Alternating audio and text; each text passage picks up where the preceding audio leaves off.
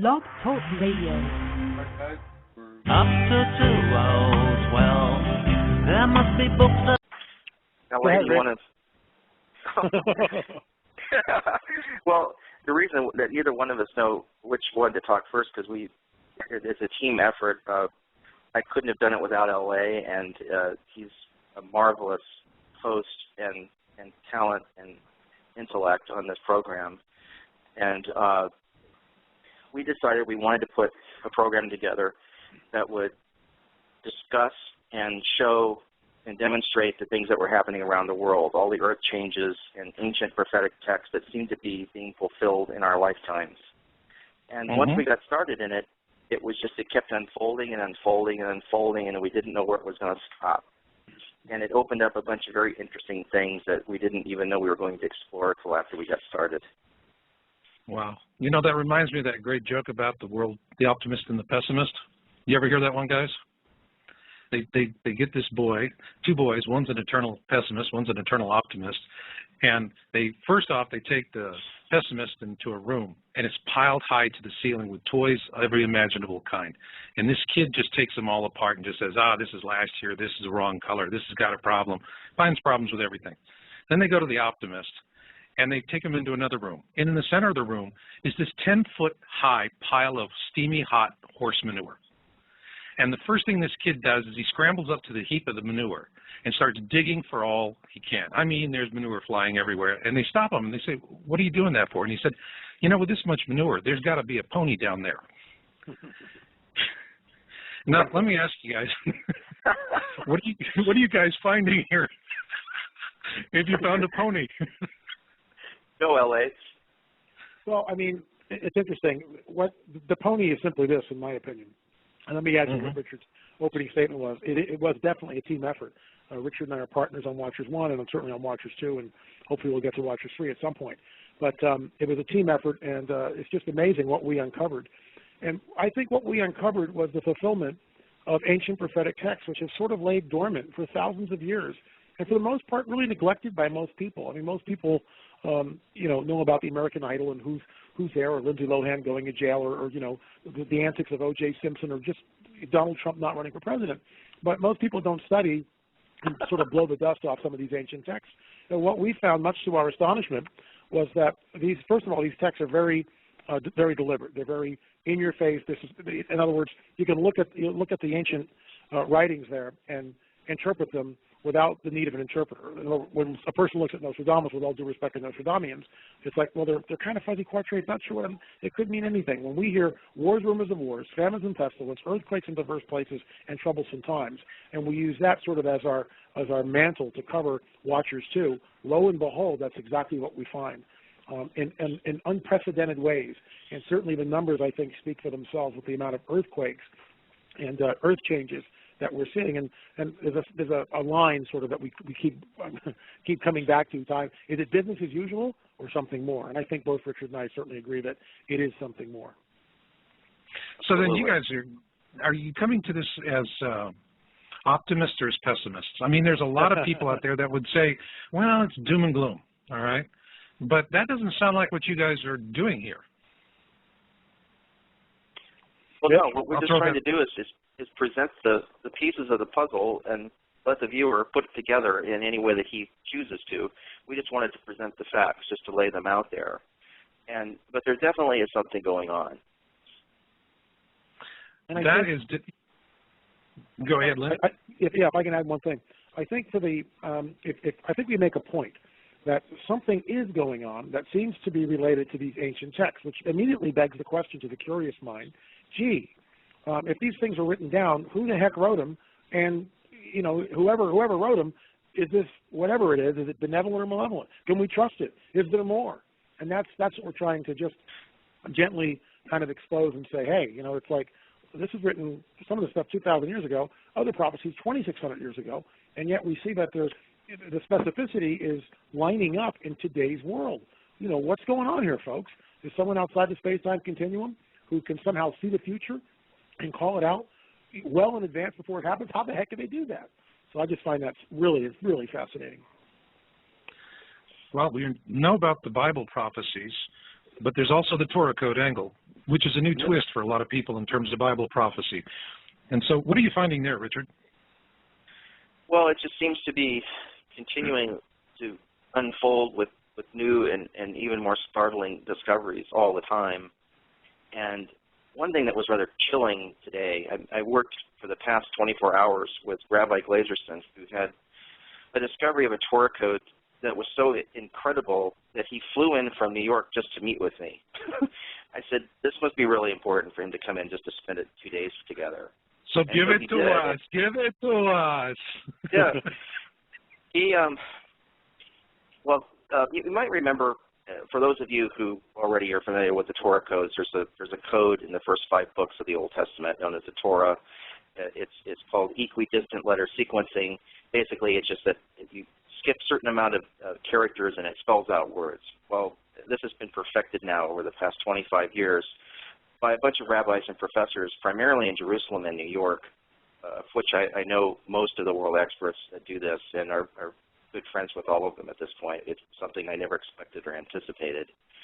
But back on September 12th of 2001, the day after the attack on the Twin Towers, Eliyahu Refs, who's basically considered the discoverer of the computer Torah codes, came up with a table that talked about the towers and bin Laden and all of that. And in the background, what often happens in Torah codes that most people don't know is there's something called the plain text. And the plain text is just the actual scripture that's in the background that normally you don't pay any attention to. Well, all of the codes, Twin Tower, terrorism, all of that, all built like a little crossword puzzle over this scripture that said, and 3,000 men died, or words to that effect. And basically, it's the scripture in the book of Genesis where it talks about Sodom and Gomorrah and how all of the approximately that many men died. Well, what was interesting, all of the codes for the Twin Towers ended up appearing superimposed over that text. And we didn't know for, I don't know, what was it, guys, 2 months or so after 9/11, how many people actually were murdered. Right. But it turned out to be something like 2,998 or 97 people. So practically 3,000 people. So meanwhile, the Torah code told us the day after how many people would be killed. And then what was really interesting is that they found a bin Laden code a while back. It happens to be in Torah code promo that's on your website, Marshall. And it said, you know, bin Laden, destruction, you know, it says, you know, the Messiah will revenge, you know, all of that. Well, in that same table, Rabbi Glazerson found a slew of other related words, and it said, surely he will be shot in 5771, which is this year. All of those words just appeared. And then in the plain text under all of that, they discovered it said murderer will murder, murderer, murderer, murderer, over and over, called him a murderer. And then it had a note about there were so many bin Laden notes and paraphrase it, and I should send you the completed table because we just finished it, and it took literally 3 pages, 3 screens of the computer edited together in Photoshop to see the whole table because it was so enormous. It was just like stunning. And then we found how a often do you see table. something like this, Rick? How often do you see it? We've never seen a table this large. So bin Laden gets big play. He got Does big it mention play. anything? Does it mention anything about a possible successor? No, it doesn't. But what's interesting is, here's the most interesting thing, and I asked Glazerson that's something he hadn't thought of either. And we always are bouncing ideas off of each other. And Glazerson is a world expert in ancient Hebrew. But both he and Professor Ehrlich had sent me tables on the Japan nuclear crisis. And one of them said meltdown, Japan, 5771 this year, and all of that. And we had seen those tables before. So then he started telling me how many times in the Torah the word destruction appeared in relation to Japan. And it was only one time, and it all was about the nuclear disaster that they're having. So I said, that's it? There are no others? He said, no. I said, does this mean that we're coming to the end of what things are going to be destroyed? And it's something that neither one of us thought about, because the Torah code always just seemed endless before. But now it's like, that's it. That's it. So, well, Lynn, are you seeing correlations to this? It was rather chilling. What was that question, Mark? Are you seeing correlations to this elsewhere in any other ancient texts? Well, look, I would say that all of this dovetails together absolutely and is weaving a very grim tapestry. But nonetheless, that's where we are. I mean, I wish we weren't here. I mean, I wish we were talking about Winnie the Pooh or something, but we're not. I mean, this stuff is real. That's the whole point of Watchers 2 is to shake people, wake people up. It's an hour long, and it's just packed with so much information. And what we're trying to show is that, guys, it's not business as usual. We are in unprecedented times. When we just start hopping around the world, and we sort of do this in Watchers 2, although certainly in a much different way than what we're doing here. But when we look at, let's just say last summer, we start off with the 500 fires in Russia, which impacts the grain, which impacts the commodities, the 1,000-year flooding in Pakistan. We look at the droughts in India. We look at the droughts in Africa. We look at the tsunami in Japan, or the flood of biblical proportions, CNN's words, not mine, in Australia. We look at the Christchurch earthquake, the Haitian earthquake. There's still 1 million people living in tents. The Chilean earthquake. And we hear like the Earth has been moved off its axis. Magnetic north has shifted. The anomalies of the moon. We see thousands of birds and fish just dying, pods of dolphins, hundreds of whales, millions upon millions of fish washing up here in Southern California, and on it goes. And look, I'm 60 years old. I've lived on the planet a while. I've never seen anything like this. It's one thing to see one event. It's like, oh my gosh, okay. But they're still cleaning up from the BP oil spill, which is certainly a troublesome time. I actually had a prophetic vision of that weeks before it happened, and then watched it on the news. About fell out of my chair. It was exactly what I had dreamt. I don't get a lot of these. I've only had 2, and one was the BP oil spill. The other one was some sort of flooding of Southern California, which has not happened yet either. So we'll see what happens with that. But we start plugging in like the volcanic. I'm sorry, Lynn. Anything on with Mississippi? I mean, now we're flooding towns to save cities. There you go. I mean, I've never seen this. I've never seen anything like it ever. Yeah, we're about to say rivers. We're saying it's flowing backwards, as the tributaries can no longer feed into it, and it's just kind of spilling out over the land now. Yeah, I've spoken to several people up and down the river, and it's nasty. I mean, it's really, really nasty. And it's just like over the weekend, the third Intifada happened. I blogged about it on my blog all last week. All last week I dedicated the whole week because of the Arab Spring and the uprising, and how all this, the prophecies of ancient texts hinge around Israel, believe it or not. And one of the things I noticed that the media didn't cover anything about the Intifada until Sunday. And then all of a sudden it became front page news for about the 12 hours, and then it just sort of went away. What most people don't understand, nothing has gone away. It's only just kind of reared back and retreated. At some point they will go at it, and who knows how horrific it will be. But it's nasty, and all this was prophesied literally thousands of years ago. It's just mind-numbing, mind-blowing to actually turn on the news and sit there and go, oh my gosh, I'm looking at something that was written 2,600 years ago, and here it is, and in living color in my living room. It's not business as usual. I asked Glaserson about the Intifada. Of course, Glaserson is a rabbi. He's the guy I've been telling you about that's an ancient text expert. And I said, so what about the Intifada? What about that? And he said, oh, the Kabbalah speaks to that all the time. I said, what does the Kabbalah say? He said, it's the continuing and ongoing battle between Ishmael and Israel, Ishmael being the Arabs. I mean, this is something that hasn't changed in thousands of years. This is the mother of all Hatfield and McCoy kind of situations. Yeah. It's a great way to put it. You got that right. I mean, it's going on. The moon anomaly was something that we had, that LA and I had just started on the project, and then it kind of happened. I noticed that you had sent a note to everyone today about the moon anomaly, and that's something that really captured my attention. I couldn't understand what was going on, and no one was discussing it. What caught my attention with the moon anomaly more than the anomaly itself, which to me was stunning, the videography that you did for Watchers 2 is unique. I mean, it's in-your-face video when people see it. And, and yes, this is something that happened during the equinox. And so people are going, well, gee, what's happening? Well, now it's changed. But for a while there was a major change, which you videographed, and particularly with the kind of cameras. So I would like for you to just tell everybody, because this is what the show's really titled for, is what you witnessed with the moon during the equinox and how you documented it for watchers too, so that people, if they get the video, they can look at it and see for themselves. Richard? Well, it's kind of, I could tell you a little bit of the background to it, because it was the evening that I noticed the moon looked like that. I had just dropped off a bunch of Watchers 1s for LA, and maybe was taking him to his house. And so I was driving back on the 101 freeway, and it just so happened that the direction I was going, back towards Hollywood, the moon rose right over the center of the freeway, right in the middle of my windshield. And it looked really weird and spooky. I mean, it was like cut off halfway up, so it was like there was a horizontal line through it, and I didn't recognize any of the surface areas on the bottom of the moon that I was used to seeing. Yeah. I'm thinking, what happened? This is not the moon I've seen my entire life.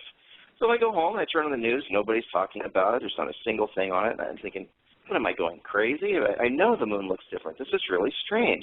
Did something happen during the equinox? Because that was the night before, if you remember. That was what was that, the 20th of December, I guess? The equinox? 21st of December. Well, naturally, there was nothing anywhere on the internet anywhere, but you know where it was? It was on YouTube. And there was already 4 or 5 home videos that people had put up about the moon asking questions. What's wrong with the moon? Why does it look like this? Yeah, all exactly. Different locations. From all over the country, people were putting up, some of the videos were really terrible. They weren't even zoomed in, so you could hardly, just saw like a white speck in the sky, cut off at a weird angle, but you couldn't really see anything. But still, you could hear in their voices, they were worried about it. And so I told them, I mean, it was, I looked at these videos, and I'm going, whoa, what is happening here? But, you know, what really caught my attention was the way the moon shadow was moving. And that, you know, instead of going, you know, sideways, it was rolling under and around. Yeah, that was very abnormal. And so there was actually 2 different things happening. There was an actual physical rotation of the moon surface. And then the shadow, or they call it the terminator of the moon, was also doing very strange things. Any almanac, and it was supposed to be like vertical, and it was horizontal. Get this, when Richard and I were doing this, and we were, okay, so we you know, Richard thinks something's up. I'm looking at the video he's showing. We got a red camera, went up to a secret location and filmed the rising of the moon, and then we A/B things. Okay, we know something's up. We get that. Okay, but we're not sure. Okay, we're not Lynn, before you introduced a couple of terms, red one and A-being things. These are video terms, and I think it's really important for the listeners out there. Richard, I'll let you address the red camera. Go ahead. And then let's get back to you on your. Okay. Well, there's a camera that's used out here in Hollywood called the Red 1 camera, and essentially it's used for making digital motion pictures, like the movie Knowing with Nicolas Cage was shot on the Red camera, and many other movies lately. And it's a trend now to not use film anymore, but to shoot digitally, either to a hard disk or to solid-state media. And this camera has what's known as a CMOS chip that's really huge. It's as big as a 35-millimeter negative. So it captures 4,000 pixels wide images. So I know a guy that owns one, and I called him up and said, hey, look, we want to rent your camera, and all we want to do is put it on the roof of this building in Hollywood and shoot the moonrise. He goes, no problem. So Gianni comes over with this camera, takes a half hour just to put it all together and set it up, get the tripod out, mount all the pieces, get it working. And so he had this really big lens that we put on the front of it. So essentially we got, with all of the extensions he had and everything, a 1,000-millimeter lens.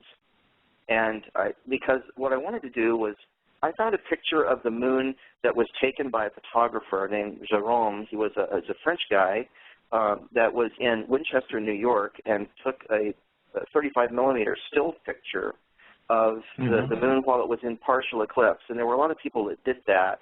It looks kind of reddish. I'm sure you've seen those pictures during the equinox when the moon was partially eclipsed. It just looks red. And he took one, and I pulled it off the internet and looked at it. And then I compared it with the shot that I had taken of the moon, just with a cheap little camera. I'm going, well, it doesn't match. My shot's in a different position than the moon is. And what I mean by that, it was actually the moon's surface didn't match.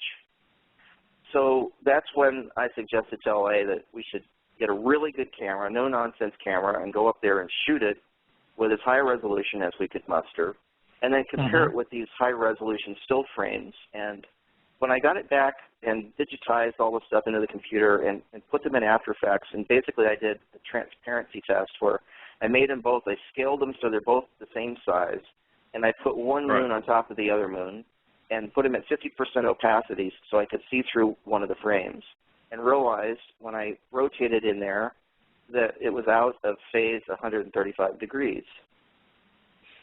It had spun that far. Whoa. All that brings us to this. So now we have something.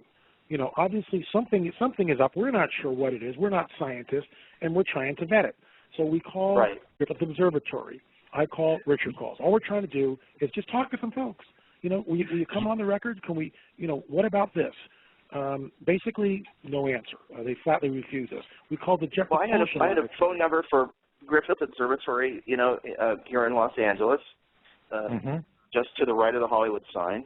And I asked them, I said, look, we have a bunch of young people on YouTube, and we're doing a science program, so to speak, and we just have some questions about the moon. It looks different, and people would like to know what's going on. And the guy that talked to me said, we're just not interested in that. I said, you're an observatory and you're not interested in the moon? He said, no, we're not. Thank you very much. I'm sorry. And he clicked, and he hung up on me. And we found the same goodwill at UCLA, Pepperdine University, and the Jet Propulsion Lab. No one would speak to it. No, we couldn't find anybody. I mean, it's not like we're, you know, hey, all we want to do is ask a few questions. And I nosed around on the internet, and of course that led to all sorts of goose chases and talking to different people. And I had people, oh, there's nothing wrong, everything's fine, and well, you know, the moon's out of phase, you know, it does sort of this type of thing over an 8-year cycle or whatever. But we couldn't get anyone to address it. Finally, Richard discovers this paper, this really obscure paper by an Italian scientist called Dr. Iorio. And I emailed the man, and the title of the paper is The Eccentricity of the Lunar Surface. And all from Cornell University.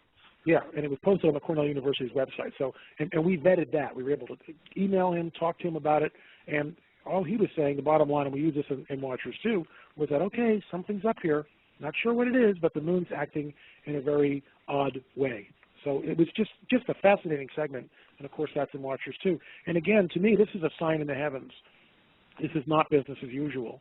And, you know, it'd be one thing, see, Marshall, it was just one sign. If it was just the moon and nothing else, we'd go, okay, well, that's interesting.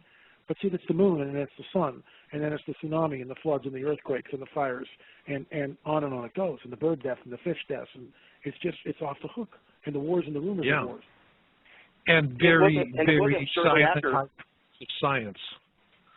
You know, that's the thing, guys. When you were telling me that, and particularly with Griffith Observatory, now I will tell you, I did post an article on Yowza.com about a year or so ago, and they were actually trying to subvert the discussion on Nibiru, because now what I'm seeing is a disinformation tactic, is that they changed the spelling of the name. So instead of it being what everyone else is doing, it's like Nibiru or something else. And ancient spelling. And then either an ancient spelling or just something that is, you know, it's none of the above, but the way they spelled it took it to, on a Google search, if anyone saw that and just reading an article from Griffith Observatory would go, which was actually quoted in the LA Times, and those were the guys that we really took after, was the LA Times. But if you took that keyword, did a search on it, you would get to a whole bunch of pages that would come up with pure cruddy debunking, you know, outright propaganda. And I called them on that, nailed them on it. So, I mean, the Griffith Observatory, just in the Planet X discussion, is already feeding disinformation, or let's be kind, let's call it misinformation. And, of course, the LA Times, like a faithful parrot, is going squawk, squawk, squawk, and they're just putting it right out. No wonder people have a hard time sorting through all this stuff. But, you know, so I wouldn't expect Griffith Observatory to be forthcoming with you about something like what's happening with the moon during the equinox. But all of the other sources, I mean, man, that's a heavy hand clamping the discussion. What do you think, Lynn? Well, it was interesting. I mean, I spent like 2 weeks calling different people at Pepperdine University, leaving messages. Not one return phone call, not one. over and over, just calling every day, being a pest, being a news hound, trying to get story. Just got some questions. We're working on a film. You just have a couple of questions about the eccentricity of the moon. Just want to answer some questions.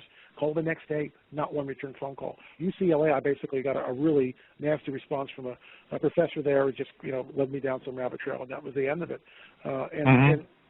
Without that paper from Dr. Iorio, it was really interesting because this is an obscure little site on Cornell University, and at least somebody went on the record, and we were able to email him, establish communication link with him, and thank him for his paper. And of course, we use the bottom line of the paper, basically saying that it's not business as usual. There is something up with the moon, and it needs further investigation. You see, what amazes me is almost like a deliberate obfuscation that our media does to keep people away from. Like we talked about the Mississippi, and Richard was saying that the tributaries are running backwards, which they are. This is nasty stuff, and people go, oh, well, it's not as bad as the 37 or the 27 flood or whatever it was. And, we don't know that yet. It hasn't crested yet. And it's still, in some ways, catastrophic. And what we see is that these, in 2010, I started really monitoring this. I felt like something had shifted. And I blogged about it in the late fall of 2009. I felt like something had shifted. And sure enough, 2010, it started. And what I mean by that is we were seeing 7.0 or greater earthquakes happening almost about every 10 to 15 days. Now we're seeing it, I would say, between 5 and 15 days. I mean, it's almost one a week, a 7.0 someplace on the planet. And what's amazing, you talk about troublesome times, and that's sort of a broad, umbrella to be under for disasters. But what we see is with the BP oil spill, the effects of that have impacted, and I know you talked about this, we talked about it last time I was on, the idea of the Gulf Stream stalling. Did it stall for a period of time? Is it affecting our weather? And now we understand from the tsunami that even before the tsunami hit, the reactor in Japan, Fukushima reactor, apparently was compromised. So, they've known about this for weeks, and now they're just starting to let it out. So how much of a Chernobyl-like incident really happened? How much of that has already blown through the west coast of the United States? What are we really looking at here? And what we see are these disasters stacked one upon the other. The prophecies call these the birth pangs, which is really interesting. And of course, that refers to when a woman gives birth, we see the contractions happen greater and greater and greater, and finally, it gives, the woman gives birth. And that's what I think. It's a rather sudden process when it happens, too. Yeah, and a lot of ugly looks like you did this to me, USOB. But I think you're really hitting on to this because the whole concept of the contractions and how there's a compression of the contractions is what stuns me. I tell the audience that when you do this kind of work, you start getting premonitions. You just get into it. You start to feel it. You start to sense things coming on. In my case, what will happen is I get very heavy premonitions before a major natural disaster, and which will always have a loss of life. And the first one was Sumatra superquake and tsunami back in December 2004, again in Katrina, Haiti, several others.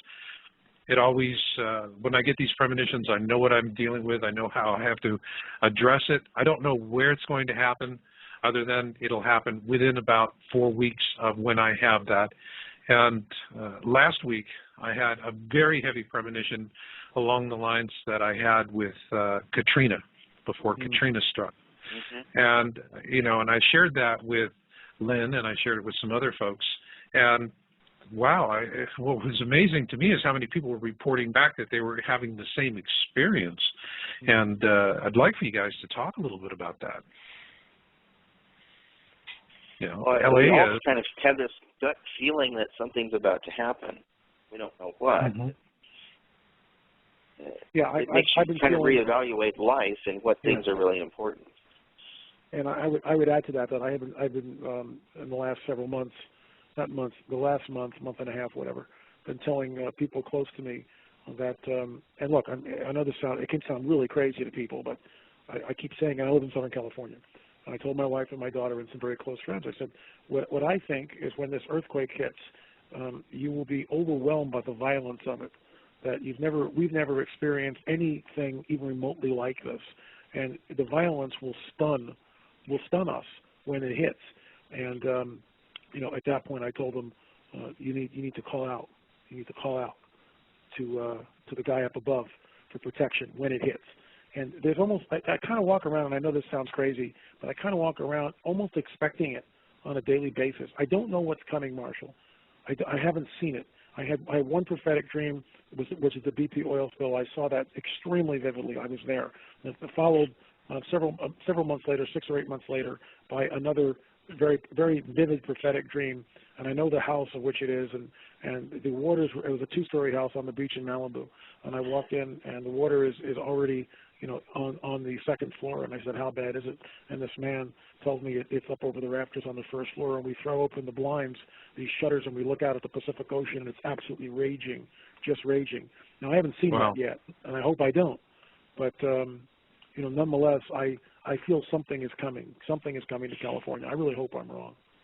Marshall, did you want examples of prophetic dreams people seem to be having and impressions?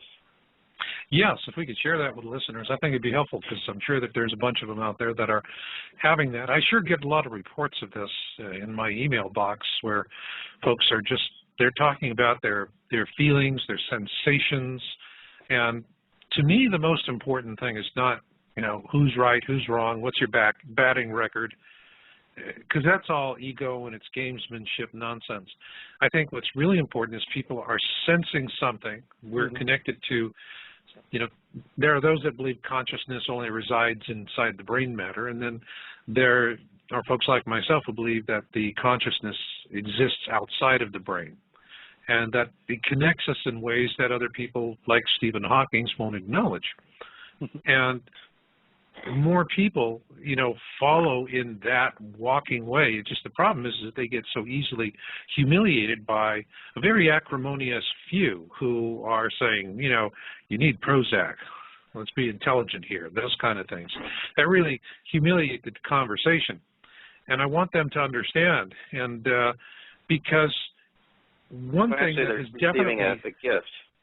They're receiving a gift, and it's getting more difficult to trick them out of understanding that. For example, I want you to think back in the last couple of years on news reporting, and one of the hackneyed responses with this compression of natural events is that they always were saying, it's still business as usual. The only reason why it seems like there's more of these events is that we're better at reporting them.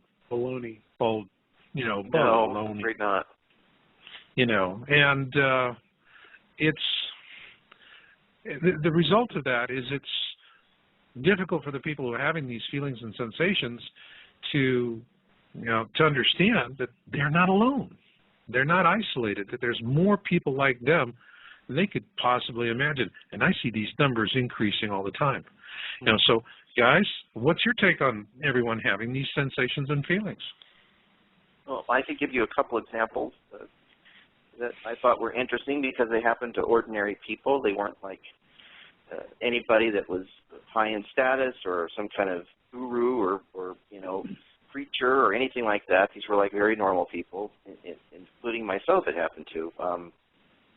About a year and a half or so ago, I was been working long hours, and I laid down in the afternoon just to take a nap for 30 minutes. Thought I'd feel a little better if I did, and I closed my eyes and went to sleep, and I dreamed that I was laying in the bed I was laying in.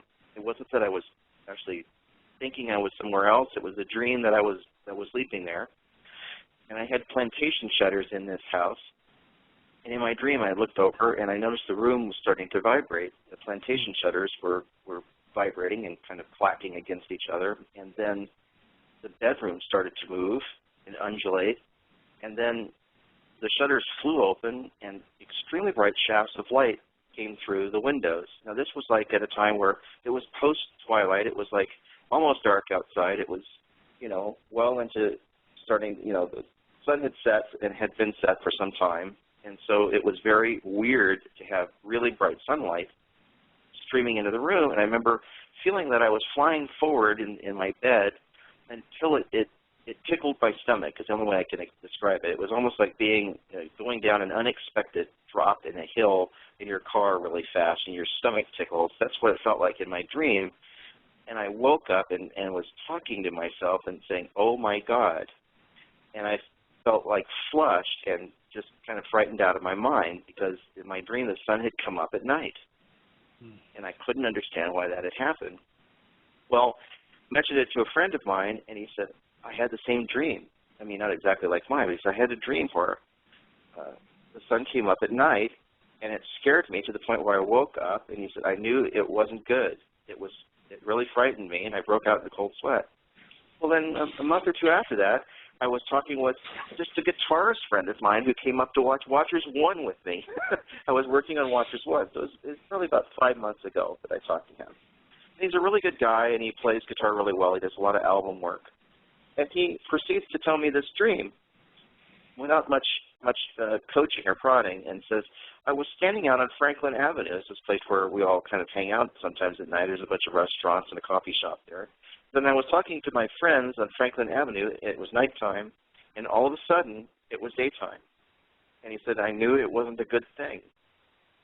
So this is a guitarist that also had the same dream. It's almost like Close Encounters, where everybody's seeing the mountain in their dreams and in their visions, and they were kind of drawn to this thing.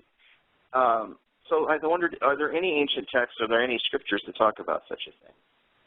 And as far as the sun coming up at night, I don't know, but there is a scripture in Isaiah chapter 30 in the Old Testament that talks about the sun being 7 times brighter, and that the light of the moon would be as bright as the light of the sun. And I've always wondered about that. And juxtapositioned in that same text, it talks about when the towers fall. It's like, what? And this isn't in any Torah code or anything like that. You could just open this up and read it for yourself. And I'm thinking, okay, for some reason, the Twin Towers falling was some kind of benchmark, some kind of, and maybe LA would have some thoughts about that as well, but it seems to me that after that happened, something shifted, something changed. Wow. Guys, I have one question that just came in on the virtual studio, and one of the folks was asking, when is Watchers coming out, and where can they buy a copy? Let me take that. We are in production on that right now, and we should probably get them next week. We should be shipping by middle of next week, hopefully, Wednesday or Thursday of next week. The best place to buy it is lamarzulli.net, www.lamarzulli.net. It's very self-explanatory. One-click shopping, go to PayPal, and bam, there it is. So that's the place to get it right now, lamarzulli.net, and we will be shipping sometime next week as soon as we get them back to the manufacturer. They're in replication right now. The show is finished and mastered, and we're just waiting for the DVDs to be pressed. And then they also should be available on Amazon too, right, Lynn? Yeah, it will be available on Amazon.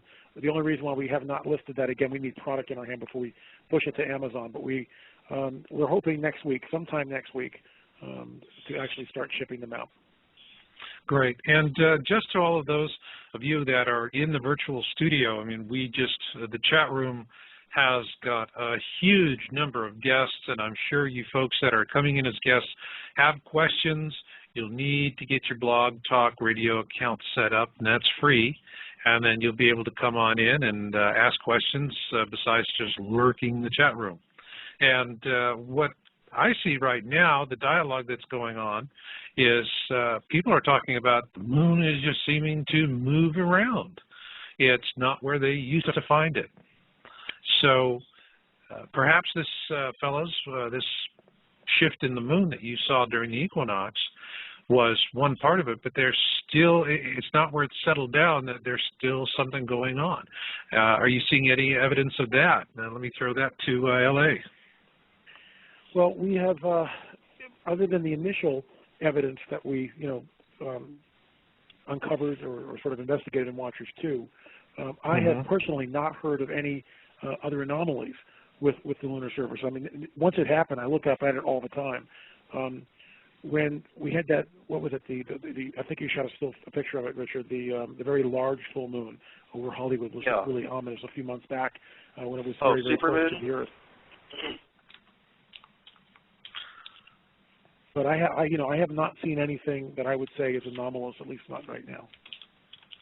I think. Well, the only thing I might add to that is that the rotational stuff that the moon was doing seems to have subsided. It seems to be back to where the man on the moon looks like a man on the moon. But the shadows, to me, seem to still be sometimes not where I would expect them to be. But I don't know what's normal for it this time of year. So I don't want to raise any kind of alarm, not being an astronomer, and say that the shadows aren't correct, because maybe they are for this time of year, but I don't remember them doing what they've been doing before.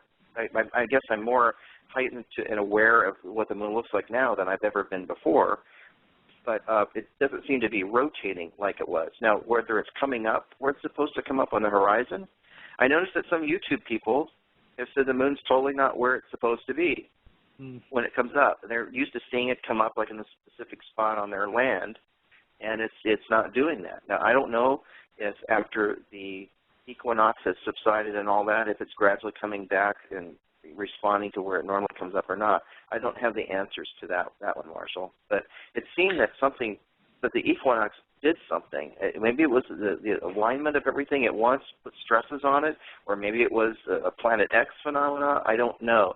In fact, what I thought was interesting, L.A. was just talking about Lorio, the guy that was sent our way, that wrote the Cornell University paper. He'd written several other white papers that asked the question, could another planet be perturbing the moon? And he asked those in several other white papers and never had an answer for that. And I don't know if they still have an answer, but there seem to be more interesting white papers coming out of Cornell University on all of these things. Yeah, and there's a question that's popping up here in the virtual chat room that would the solar flares affect the moon, or is this an Earth wobble situation? Have you guys seen any speculation or thoughts at Cornell or any other site like that? Lynn? Richard? I think it's a good question. I just don't know. I don't know what to say to that, to answer that. It is interesting to me that while the moon was doing that, we ended up with what most people are calling a 10-degree magnetic pole shift that's indeed occurred on the Earth to the point where they've had to renumber runways and airports all over the country. That we know is indeed happened, and that was even on CNBC. So that's like a documented thing. And then I heard that there was at least a 2-degree Earth shift of the Earth's actual axis, a physical axis shift, because of the 9.0 earthquake in Japan. Now, that's interesting. We've got Lisa DNRN, and her note in the virtual room is, and the Earth is in a different position now. The axis has shifted. Remember, the sun appeared 2 days early in one of the northern countries. Yeah, right. And, the explanation that it was global warming melting the ice, let's take a vote on that one. Does anybody, who gives it the raspberry? I do. It's just when I read that the global warming guys were saying, well, this is proof of global warming. Let me get this straight. The ice shelf melted hundreds of feet, so we would see the sun come up 2 days earlier. When I posited that to Dr. Roger Lear, who's on camera, he just says balderdash, and he shakes his head. It's just a great moment. That's in Watchers too. It just amazes me. All these things are happening, on our planet, and yet most people, when you just even try to talk about it with the average guy on the street, it's like they get the deer in the headlight look. It's like, oops, don't want to go there. Let's talk about American Idol or whatever. It's amazing. It's amazing, guys. It's all just scientific stuff. It's like, well, what if? It's like, why is that so preposterous? I mean, we don't know nearly as much as we should know about our own universe, and even our solar system. When is it a crime to ask a question? I thought that's what science was, right? Asking questions. Exactly. Is it ever a bad question? Of course not. I want to add one thing to the magnetic pole shift. When it first came out, and I was nosing around, the story that got legs was the Tampa airport. The Tampa was going to have to realign its runways, just one of many airports that have to do that. Not the runways itself, but the numbers on the runways. Yeah, just the numbers. Where north is, right? So, I nose around, and I finally called down at the Tampa airport, and I got an official on the phone, and I said, well, what's going on? Is this normal? Oh, yeah, this happens all the time. Well, how long have you worked there? 27 years. Have you ever seen it happen like this? Well, no. So see, it's like it's just double talk. Oh, it happens all the time.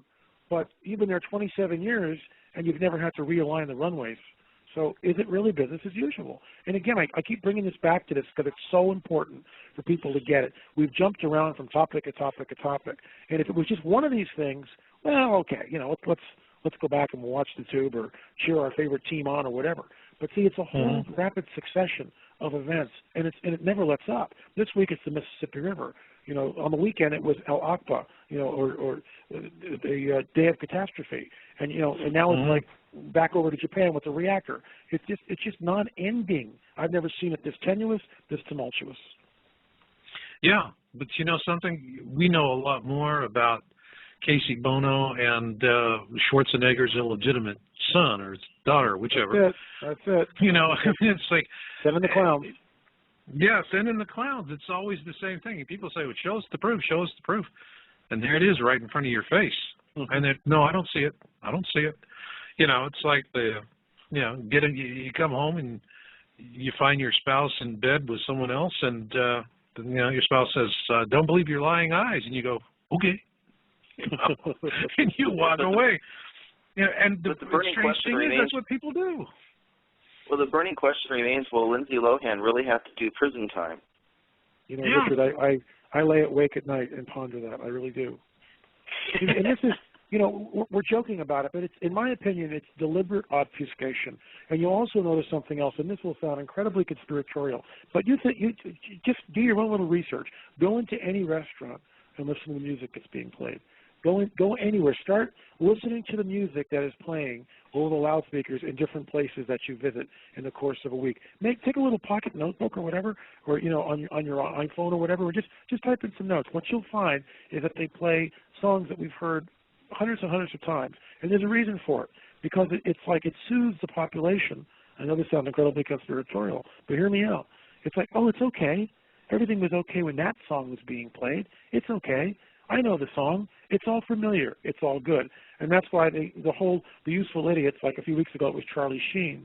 It was, look at Charlie. He's crazy. Look how crazy it is. And now it's, the Governator, and then we're going to watch his infidelity, and that'll get news legs and keep people distracted. Meanwhile, and I blogged about this morning on the blog, a little off topic, but it's all related, Marshall. In Indiana, they decided that, guess what? It's okay to knock down your door without a search warrant or probable cause. Isn't that lovely? So say goodbye to the Fourth Amendment in Indiana, unless the people of Indiana rise up, and I certainly hope that they do. Otherwise, you might as well just start licking the jackbooted thugs who decide to break down your door for no probable cause at all at 2 in the morning. And this goes back, of course, to the Magna Carta, where a man's home, however humble, is his castle. And that's what our Fourth Amendment right is there in the Constitution. And yet these positivists it doesn't matter, natural law, heck with it, heck with the Constitution, we're going to legislate what we want to do. And this is borderline, this is no longer soft tyranny, this is hard tyranny, and it borderlines on a fascist state, in my opinion. Well, I absolutely agree with you. And it's, I find it interesting. We're at the top of the hour here, and what I'm going to do, folks, is just take a little break here. So if anybody needs to run off real fast, you got a couple of minutes. And I want to play a little music for everyone, and then we'll be back from that. It'll last about 2 minutes. It's Woody Guthrie, and this was recorded back in the 40s. But this is carryover Depression-era music. And are you there with me, Lynn and Rick? You certainly am. Here. Okay, and we had one fellow, it was a scratchy connection and he dropped out, but he asked a very interesting question. He knew that you guys were following what was happening in Israel with the UFO that was over the Dome of the Rock. Yeah. And I think, I believe that's in Watchers 2. Correct. Or is it Watch? Yeah, that's right. Watchers 2. So there's been an awful lot of controversy. His question specifically was, are all those videos hoaxes? So there it is. What do you think? Well, let me run with this one, Rich, and then I'll pass it back to you. There are a number of videos, 1, 2, 3, 4, 5, and 6. For starters, 1 and 2 is of the same in the same area, looking at the dome. We brought in a videographer, someone who works in special effects in Hollywood, to look at all these different videos, and we have his comments in Watchers too. Now he believes with, I forget what percentage, it's like a 60 to 40 or 65, 35% certainty that the whole thing is a hoax. However, there's still that doubt where he's really not sure. Number 3 is definitely a hoax. Everyone pretty much agrees on that. Then it gets into 4, 5, and 6.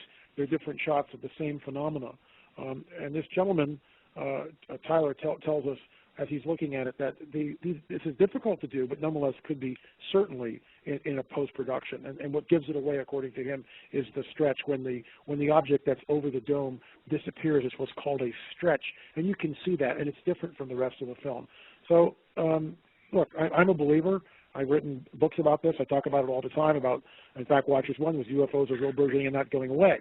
But we also attempt to vet some of this, and we know that the Jerusalem UFO was an event that needed to be vetted, and so we brought in Tyler, and he gave us his expert opinion as to what he thinks it is. Rich, why don't you pick it up from there? Sure. No, I think that, in my personal opinion, and I could be wrong, but after examining these things a lot, first of all, Camera 3 is definitely a hoax. It was basically torn apart by a number of people, even on YouTube, and by myself and by Tyler. And it was basically a still frame of an image which is readily available on the internet of Israel at night, shot with a star filter so that the lights were kind of flared out, you know. And so this object comes down twinkling over the top of that, and it looks like that the still image was put on a widescreen monitor and shot with a video camera, and then basically there's motion tracking that you can use now that basically brought this object down, and it's just one layer keyed over the background. So it's definitely a hoax. But that's, unfortunately, all of the news media, all the major press picked that image as the one to show everybody. They didn't obviously vet it or look at it too closely, but all of the news media that finally picked that story used number 3, which was the worst one of all. 1 and 2 were cell phone videos. Guys, the fact that they all used number 3 and everyone is saying it is a hoax, I mean, if one network were using 3 and the others were using a different one, I could just say, well, it's coincidental. But when everyone is using the most obvious hoax of all the videos, I think we have to go beyond coinkydink. You know, I mean, people like to say, well, it's a coinkydink. No, not when everybody's using that footage and nobody's vetting it. And well, I think that's what happens, too. Like in the news media, someone will pick it up. AP picks it up, or Reuters picks it up, or someone like that. Then everyone grabs it from the other news source and just re-airs. That happens quite a bit. And I've really noticed that happens more than I even anticipated it being. In fact, when I was trying to grab images for Watchers 2, news clippings, short blurbs, half the time I wasn't even sure which network it was, because it would say NHK Japan if I was trying to do the Fukushima thing, and on top of the NHK logo on the lower right hand of the frame it would say CNN, and then up in the right hand it said router. So all of them used it, and they all badged it whether or not they shot it. It was very confusing on who was the originator of it. I'm thinking as far as the Fukushima stuff, it was probably NHK. But anyway, everybody got credit for it. You know, I think that's a little tacky. But anyway. Well, that was the thing that really, you know, got me, was the badging. Okay. Yeah, and everyone is making it look like they're the apparent source of it and slapping their logo on it. To me, it was kind of cheesy. It was almost as if, to be honest, guys, it came across to me like all of these news sources were told, this is what you use, badge it, and that's it.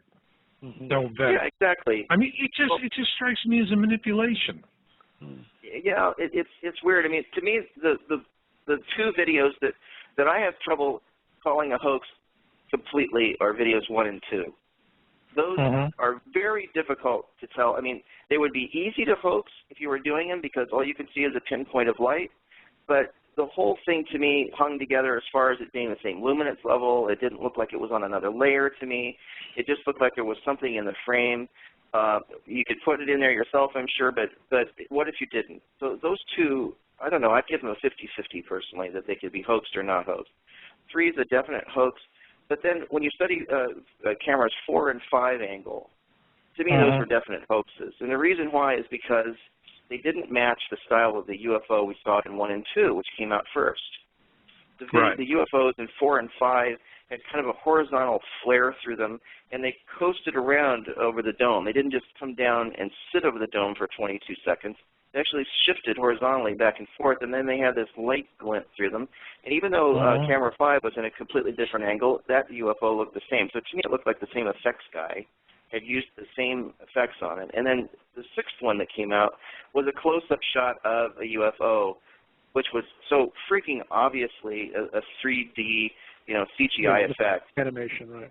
It was blatantly obvious that it was an effect. But the thing that, to me, made 4, 5, and 6 all the hoaxes is because 6 had that same horizontal flare through their goofy video shot. So I think, okay, the same guy did the last 3. Right. So we've got 3 as a hoax. I mean, this is my opinion, guys, and I could be wrong. Well, no, I think, 1 and 2 are credible. You have to be skeptical. The rest of them definitely. And to me, this was kind of like going back to the top of the show when I talked about the optimist and the pessimist and the pony under the pile of poop. And, think about it. You got a pony, which is like the first video. And all of a sudden, maybe there's a second one that comes up and substantiates it. But this sends off a real hair trigger. And I was detecting when I looked at it that same kind of technique. This stuff, first off, this stuff was really coming out pretty fast. It doesn't roll out over a period of time. But I'm seeing that same similarity that you were seeing. And in my mind, what I'm thinking is the first one was authentic, possibly the second. But what we saw with all the subsequent ones is that it was a disinformation effort to just muddle the whole deal altogether. In other words, what was a real event, a real sighting and real video, is now had, you pile enough manure on it. How many people want to dig through the pile to find the pony? Okay? They get a couple of handfuls and they say, that's it, I'm done. Dancing with the stars. And there you go. Also, it could be YouTubers that just want a lot of hits on their product too, because sometimes you can get paid for that. And I know like videos 1 and 2 got millions of hits. I mean, it's like a stunning amount of views for that, because it was such a significant thing. And Jaime Maussan went over there, I believe, didn't he, LA? Didn't he actually go to Jaime Maussan tried to vet it, but the guy wouldn't meet with him. But Jaime did find a still, and you know about this, Richard, too, the still shot from a security camera apparently showing the same something over the Dome of the Rock, which appears at the same time. Yeah. So, who knows what that is, but it's at the same time where where video 1 and 2 was taken. So that could be, it's yet a completely different shot, but it shows the light over where the dome is at the same time frame. It's sort of interesting. And Jaime Maussan is like one of the most respected ufologists there are. Let me weigh in here a little bit for a second. What's interesting about the Jerusalem UFO to me is it's sort of like a test case, or it may have just been thrown up that way. It's like all of a sudden, it hits the news stream, and everybody, the little green men are back. They all do the same thing. No one in mainstream media ever treats it with a modicum of seriousness. It's always, the little green men are back again, Bob. Oh, that's right, Ed. It's just ridiculous, and it's a game changer. I mean, it's a game changer. Look, the exopolitic movement, which is worldwide, they're all clamoring, they're all waiting, they want full disclosure. And what we're seeing, I think, by this is it's sort of like let's test the public, let's see how they react. No one gives a flip. As Dr. Roger Lear said in Watchers 1, if something lands near the 101 freeway in Los Angeles and causes a backup, it's not going to be, oh my gosh, it's true, it's real. What are we looking at? Where are these beings from? Are they malevolent or benevolent? No, it's like, hey, how soon can you get this guy off the freeway? I'm late for dinner. And that's the mindset. That's the mindset of so many people they've just been lulled to sleep. Look, I have friends that I try to talk about this stuff to, and I've learned I just clam up. I don't say anything because all I get is the deer in the headlight look. It's like, oh, he's talking about that again. And yet there's a sighting somewhere on this planet, almost one per minute now, somewhere. Somebody's seeing some anomalous object where many of these things turn out to be the usual suspects. You know, the weather balloons and Venus and the swamp gas and all that. But others are not. Others are not. So this is a game changer when it happens, folks. Another thing that's always disheartening is that the video compression that's used on these things at times will affect the way things look to such an extent that you're not sure what you're looking at. And I know, like, there's been times where you'll notice it too, even on DVDs that are like old black and white films and things like that. They're poorly compressed. If they use a lot of compression in the image, even if there were no layers in the image, no compositing done, it's just basically a transfer from film to video, say, you will see stuff shift horizontally in the frame back and forth, like in the background or in the foreground, depending on what luminance or the brightness, the level of the image is. You'll see stuff moving in the frame that really never was moving. And it's all because of MPEG artifacts, compression artifacts. Well, we see that. It's what looks like that stuff going on to me in the UFO number 2 video, because it's compressed so much that we got jiggliness going on that probably really isn't in the actual video if we could ever look at that. I think it's actually JPEG artifacts, MPEG compression going on that's making things move that really aren't moving. You know, so then it makes it look like it could be fake, like you composite something because something's jiggling that shouldn't be jiggling. You know what I'm trying to say? Maybe I'm not explaining this very well, but I'm sure most of you have seen that. You're finding things. I mean, I was listening to one expert they had on TV, and he said, well, the camera's going in and out of focus. So that's proof that it's a hoax. And, you know, I've taken cell phone pictures at night. I mean, the cell phone has a heck of a time focusing. You know, and literally all you have to do is move your hand just an iota, just as you're breathing. Just the normal act of breathing is enough to make that camera really work hard. And usually with the cell phones, you're talking about a camera that's a cheap plastic lens. It's going to be smeared because you're handling it. It's got, skin oil on it. And it'll be smeared up many times. So it's whatever lens was in your pocket to be stuck on it. I mean, it's just like that's right. Million things. And there's only a few cell phones that have really decent video cameras. I mean, the new Sanyo looks really good, and of course the iPhone is really high resolution images, and HTC I think has a really good. You know, some of these camera phones have more megapixels than the early digital cameras you go out and buy. It's pretty amazing, and they're actually recording 720p video in your cell phone now. So. In fact, I believe the image that I keyed in behind your head in Watchers 2, Marshall, since you're in the program too, there was a video of some orbs that were seen over Japan, and it was all captured in high def, but on a cell phone, and it's very clear. I mean, it's an amazing picture. In fact, I was kind of shocked to see a UFO video that crisp, because they're usually like horrible. Yeah, they're usually grainy. Yeah, or out of focus, or you're all bloomed out so you can't really tell what it is. You know, it's like all those things. Yeah, you know, and guys, there's to move on to another question. This is one that really is funny. I want to read this to you. It comes from the chat room from Hula Hula. That's a long username. It's questions. Sumerians believe that Nibiru will show up between Mars and Jupiter. Is that your opinion, or do you have any other information on this Sumerian prediction? The reason why I thought that to be interesting, let me throw this out and then jump it over to you guys, is that there was the Milk Hill 2009 formation, as I believe Milk Hill in England, and it's the sextant, very large formation, like Avebury 2008 that I document in Crossing the Cusp.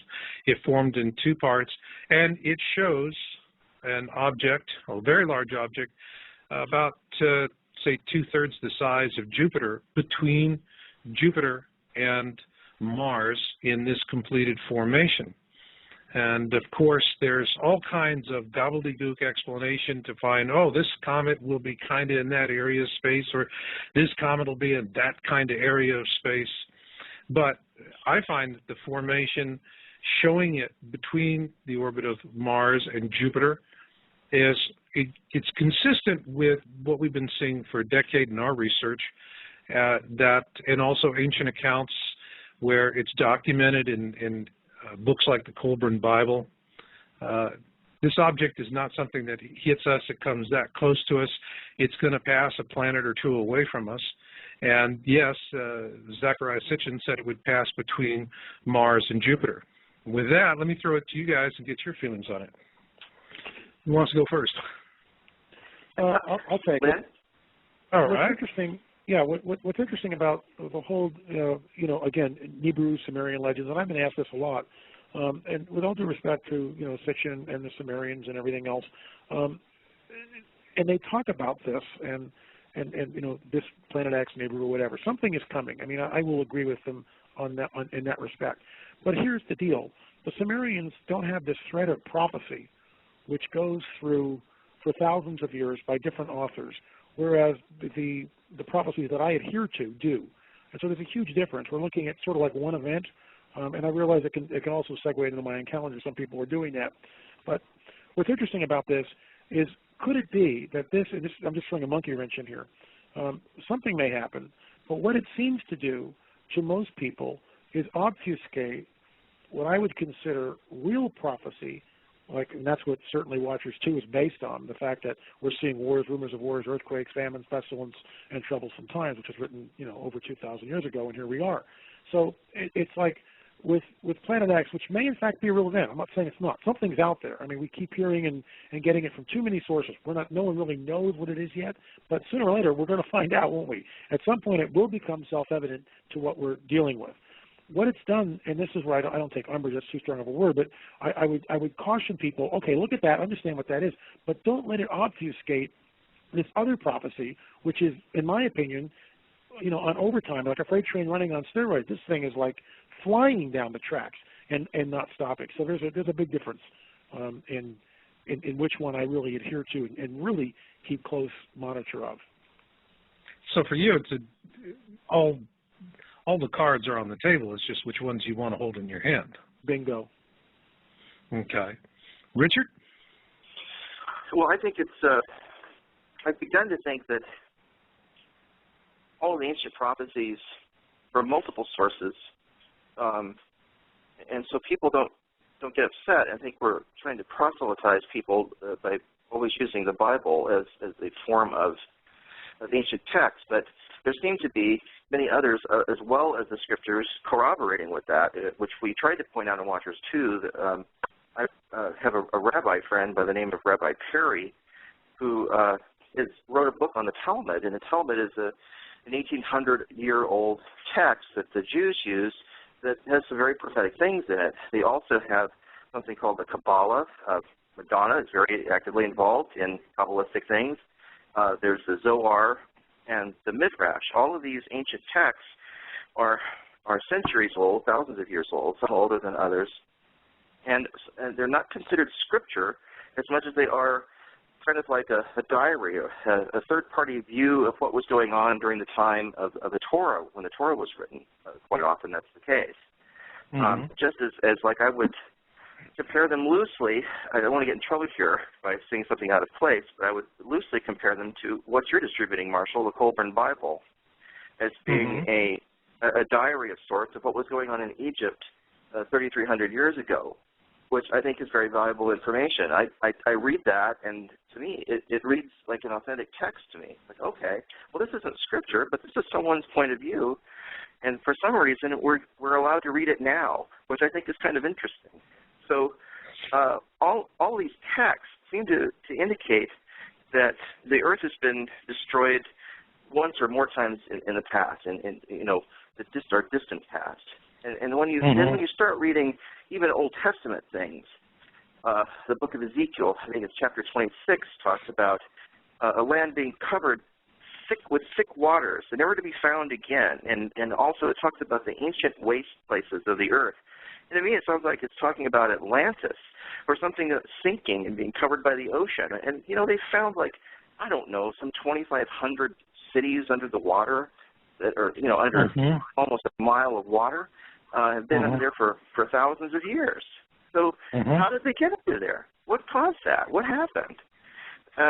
Those things, you know, maybe the Earth isn't this real peaceful, calm planet everybody thinks it is. Maybe things do happen every so often. And to me, that's interesting. And it's also very sobering. It's like, what the heck's going on now? So the thing with Planet X, I think it, you know, especially it's hard to discount it, the whole theory, after having read the Immanuel Velikovsky book, Worlds in Collision, because it's so well researched and so highly documented. And while all of his theories may not totally jive, his basic theories are pretty solid, I think. Yes. I mean, Velikovsky, boy, talk about repression. He came out, and even Carl Sagan, who had been the lead guy to attack those theories, really felt bad about the way Velikovsky was treated because, man, it was heavy-handed. You had the intelligentsia, they went into the publishers and distributors and said, you know what, you guys sell this book, we're not buying your textbooks. I mean, it was just totally abusive, totally repressive, but yet there's got to be a kernel of truth that it keeps coming back. Same thing with Tesla. You know, Tesla's genius is undeniable, and I think right now there are more people that know the history of Tesla than, you know, Edison and the other great inventors, because he really did impact our world. I mean, you know, AC and Tesla coils, you can't drive down the road in a car without having a Tesla coil. So you have these thinkers. And while we were talking, there was one question that popped up with one of the folks in the virtual room about the galactic rift going through the center of the galaxy, the plane of the galaxy. And because now it's widely held that our galaxy, the pinwheel nature of our galaxy is that there's a black hole at the center, and that when we pass through the galactic rift, we're going to go through that event horizon, the plane of that event horizon. And that could have all kinds of effects. Now, other guests that I've had on my other show, Cut to the Chase, have maintained that this is an area of space where young suns are more likely than in other places to go supernova. So there's something that happens there. If you look at the Mayan calendar, the timing of the calendar, you look at a lot of other prophecies, I mean, the galactic rift could be a reset point. It could, if it's going to do that, then it's going to affect every other body that's out there, including a Planet X.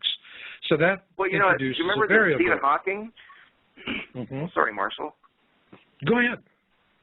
You remember Stephen Hawking called a press conference a few years ago, excitedly, and it was to talk about that he wanted to let everyone know that he felt like objects passing through a black hole would not be destroyed. Remember that? And everybody, all the scientists were sitting in there and said, he's called us here to tell us that? Why the urgency? And I thought that was interesting. You know, why did you call a press conference? It wasn't the comment, it was the urgency given to it that was odd. Yeah, he was very urgent. He wanted to reveal his findings because he had been studying black holes and felt that, you know, there were all these crazy theories about black holes, that you'd be stretched into like a cord or something, and everything would be destroyed, and you'd be coming out in another dimension on the other side, and all of these things. And he said that in his press conference that objects passing through a black hole would not be destroyed. That was the crux of his study. And then in Watchers 2, we interviewed a really brilliant guy named Chuck Misler, who says that all this black hole stuff is just nonsense. that really the scientific community is ignoring the fact that, you know, that the universe is 99% ionized gas, and so that the universe is electrical, and that things respond electrically. And you can't assume gravity is affecting everything when it's so far away that there's no real effect to the gravitational pull. It's something else. He said if people really understand Newtonian theory, they'd realize that it couldn't do what they're saying it's doing. So I thought that was interesting as well. So yeah, I mean, the debate rages on. L.A., in terms of the galactic rift, what are you seeing out there that let me connects the dots with anything you're doing? Yeah, it does actually. I'm working on a book called The Cosmic Chess Match. Will be out sometime this summer, which addresses the Mayan prophecy and the galactic rift and the whole deal. And this is like really a 2-hour conversation, and hopefully we'll get back and be able to do it more justice when the book comes out. But it's the idea that you bet we will. You bet. Absolutely. But let me just cut to the chase, which is the title of one of your shows, and just give you the bottom line here. Could it be that this is sort of like a key in a lock as we go through, and entities which have been sealed in what I would call the abyss, the abusa in the Greek, will be set free during this time, and that these beings, who they're very benevolent beings, but they're also very highly malevolent beings, know this. In other words, they can see the future, not exhaustively, but they can certainly see the future further than we can. The analogy I use in the book is what I've come to call the cornfield analogy. If Marshall, if the three of us are standing in a cornfield and the corn's 8 feet tall, guess what? We see the corn in front of us. That's it. That's it. That's all we see. We don't see anything else, just the corn in front of us. Well, that's how we perceive time in a linear fashion, 1 second, 2 second, 3 second, and on it goes.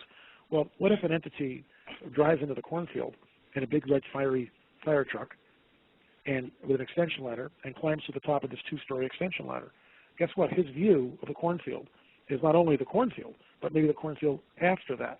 So an entity, in fact, would have a greater view of time than we do, because he's in another dimension. And then let's say there's a third entity who's in the space shuttle with a telescopic lens that can look down at any point of the planet and yet zoom back and see it all at once. That's his perspective of time. He can see all of time at a glance. So it's a way for a finite mind to grab different perspectives of time. That being said, if let's say this war has been going on in the cosmos literally for thousands of years, which I believe it has, it's about to spill over into our time frame, which again was prophesied. All the signs are here, but this war is about to spill over. These are the signs which lead up to the spilling over from this other dimension into this dimension.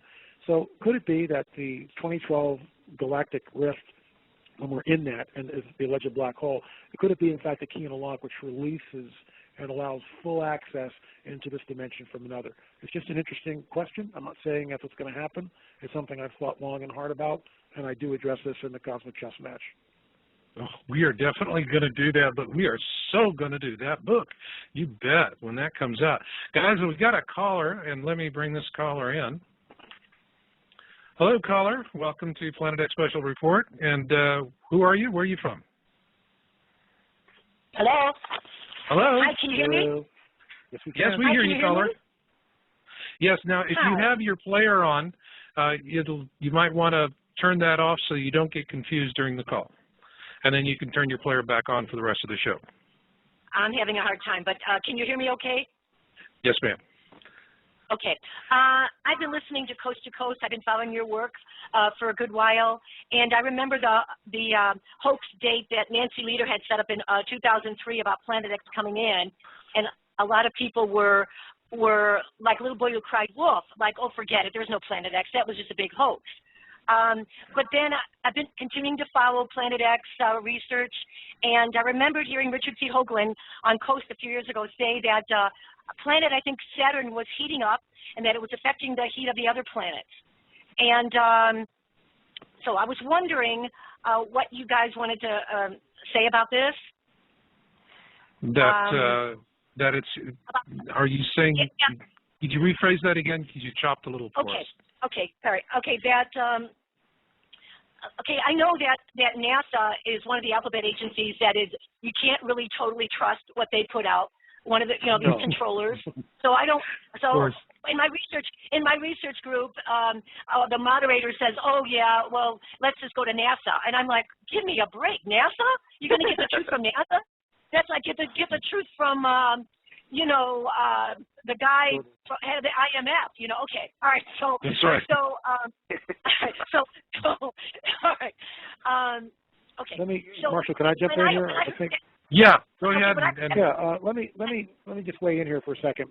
Here's the deal. In Watchers 2, the title of Watchers 2 is called Signs in the Heavens and Earth. And this is what I was trying to get to when you asked me about the Sumerian prophecy. This is just one event It may be a game changer. We don't know yet. It'll become self-evident. But it's only one event. It's only one card that's on the table, to use Marshall's analogy. There are so many other cards right now that are being played. Look at Panel X, check it out, keep looking at it, but also understand that these other prophecies are actually affecting us right now as we speak. The prophecies that were being fulfilled and were fulfilled last summer and are ongoing, and Marshall knows exactly where I'm going with this, as of course does Richard, my partner and good friend, but you get 500 fires in Russia, the flooding in Pakistan, all the different disasters that are happening on the planet, and it's affecting commodities. It's affecting the food prices. The food prices are what touched off the riots in Tunisia this spring, which then mushroomed into what is now known as the Arab Spring. I also, being a supernaturalist, believe that there were supernatural triggers to the so-called Arab Spring. It's not a food thing, but see, it's all connected. It's all completely interconnected. And these prophecies are happening right under our noses. So, yeah, look at Planet X, understand about that. But I would say broaden your view and understand that these other prophecies, which are written thousands of years ago, are now beginning to be fulfilled in real time, right here, right now. Okay. And we have someone else that's... touch upon that too, Marshall. Okay. 15 seconds? Sure. And while you're doing that, let me, we've got someone else down here that's called in. So go for it, and then we'll see if they've got a question. Sure. No, I was recently interviewed on Network 10 in Australia about all of this stuff. And Network 10 is CBS Network for Australia. And in that process, I ended up talking with their producers because they had just experienced the Queensland flood. And one of the producers there had said, you know, someone ran through the newsroom saying there's a wall of water coming to wash the town away. And he thought it was a joke. And they looked on their monitors and, oh, my gosh, this is real. And cars were, like, being swept downstream like corks. And it was just, like, an amazing thing. And he's written me a few times since the show, just to stay in connection, saying that he's having trouble sleeping at night. And on that show, I mentioned that I feel like this whole end of days scenario that seems to be playing out right before our eyes from ancient prophecies and everything else, Planet X, you name it, is a much more complex tapestry of things than I had ever expected it to be, because it's a combination of geopolitical forces as well as Earth and astronomical changes going on. I mean, it's everything. Everything is going, and we're talking about could Planet X be perturbing the other planets? Well, I don't know the reason for all of those things that have been happening unless something like that was happening, because we have Saturn having storms we've never seen before, gigantic storms. We've seen Jupiter physically lose a stripe. I mean, that's what would cause that to happen? Yeah, we've seen the Martian ice caps melting. We've seen Pluto more luminous in brightness because it's heating up. And then the Earth and the Moon flipping over, all of these things, and then the Sun acting really strangely on top of everything else. It's like, how much more evidence do you need that something's going on? And it's bigger than our experience. Absolutely. Absolutely. Guys, let me see if we got this caller here. Hold on. Caller from the 618, are you there?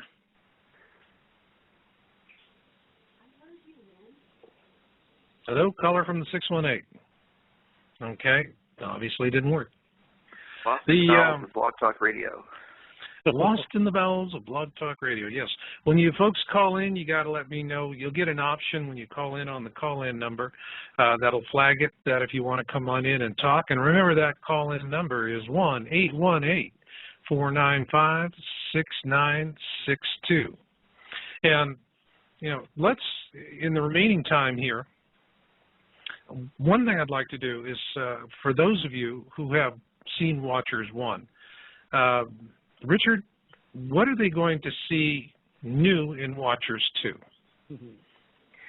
Well, Watchers 1 was basically a video about the UFO phenomena, and that's something that's always intrigued me, and L.A. Marzulli is a consummate expert on the subject.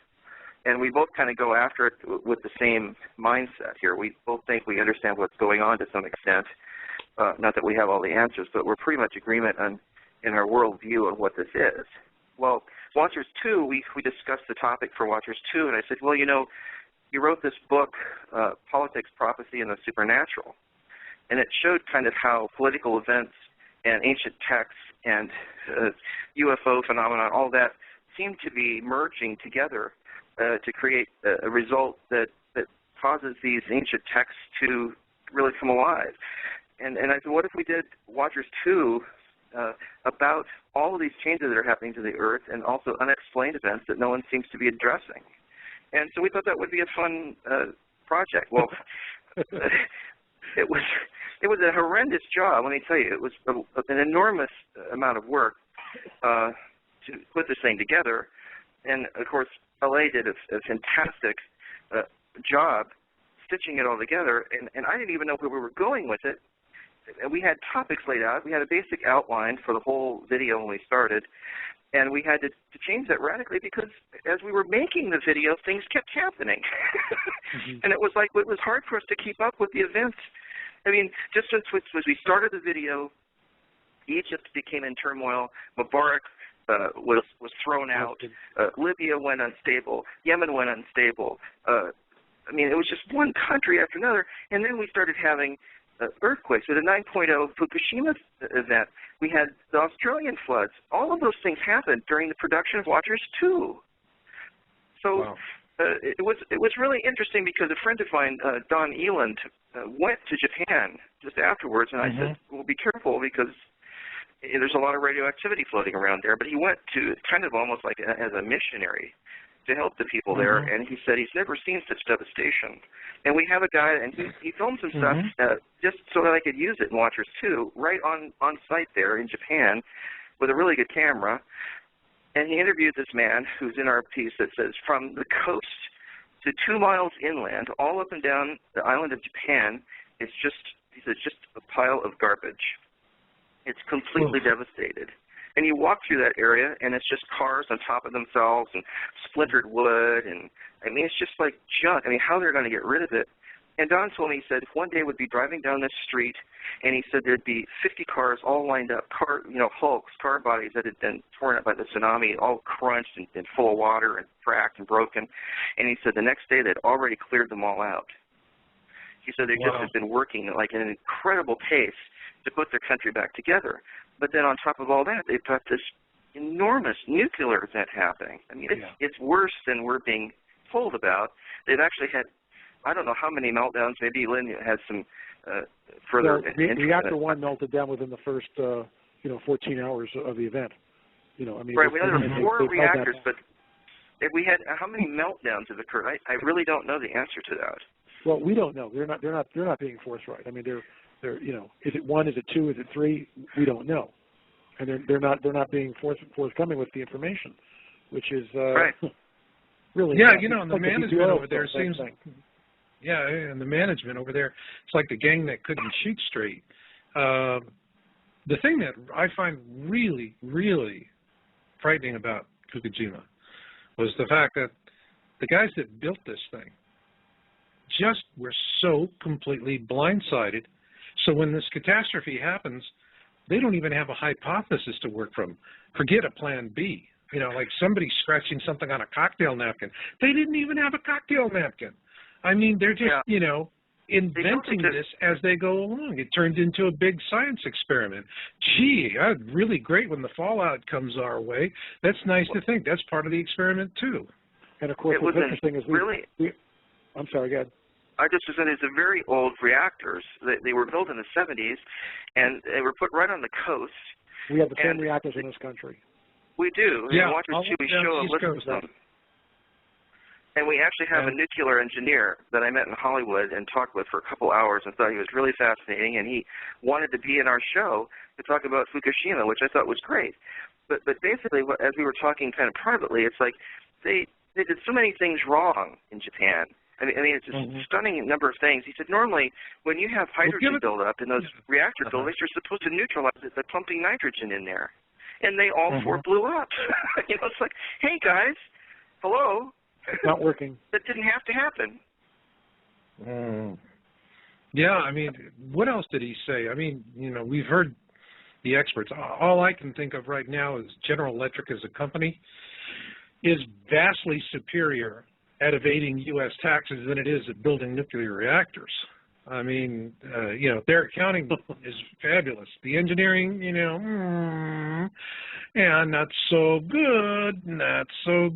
But, you said about the nitrogen gas. Were there other insider views of Fukushima? Because the reason why I'm asking is absolutely. Next week I've got Eihan Derave coming on. He just returned from Japan. He was there on a humanitarian relief. For our listeners out there, you can go. It's in the next up show. And there's actually a link there to, he's got a private video. It's out of Japan. And I'd say watch that before the server gets so hammered he loses the account. But he had in this video something that just stunned me. It was a complete fishing trawler, about 100 foot long. And about the size of the ship remember that submarine that hit that trawler off the coast of Hawaii and it sank? Mm-hmm. And then they lifted it up. It's just about exactly the same size as that. And this thing surfaced rapidly and hit the thing. Right. They surfaced and hit it. Well, I mean, he's on a motorcycle. Somebody loaned him a motorcycle to go back and explore around. And he's actually, he's got a video helmet, an HD video helmet, and you see this ship, and it's in absolutely pristine condition, not a scratch on it, except it is sitting way up in a narrow gorge, miles away from the sea, and along with a whole lot of other junk. But what amazed me in that video was he's out there. I mean, he got a truck with survival supplies, a lot of different supplies that were provided, and he's driving into the areas that are having low-level radiation, and these people are so afraid to go indoors. They're living in these little makeshift tent cities, and it's cold. It's snowing. Yeah, and it's winter there. But he's interviewing them, and their stoic courage is just amazing. I mean, they're sitting there cooking basic stuff, on propane burners with a big smile. This is it. Hey, we're alive. Life is good. We're in the tents. We're getting colds and flus. So what? We're alive. The way those people hold on to it. But, I mean, I'm watching that. And then I am thinking about La Palma, all right? And if the flank of that older volcano collapses, and it's just a couple of geologists are warning us that that's exactly what's happening, it could send a wall of water towards the east coast as high as 900 meters. And there was a History Channel show about that, I think. There's been a very viable theory. It's not a crazy theory at all.